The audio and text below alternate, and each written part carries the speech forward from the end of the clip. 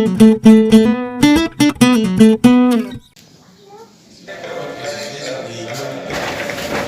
the executive committee members in front of the living God and also in front of His Son. Do you all promise to look after the churches according to the wills and rules and regulations made by the association as well as the union?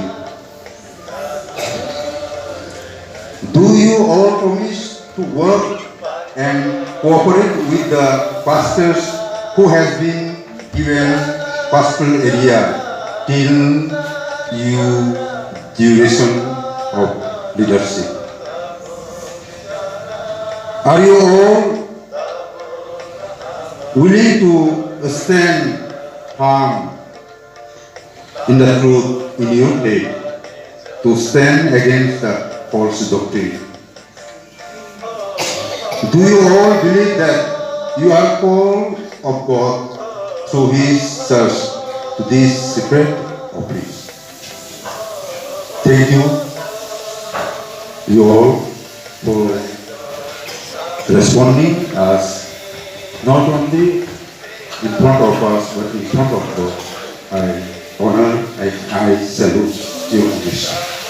Let us look the Lord Jesus Christ, the head of the church, and on behalf of the churches of TBCU, as one of the pastors, the servant of the living God, declare you all to be duly inducted as newly elected TBCU office bearer.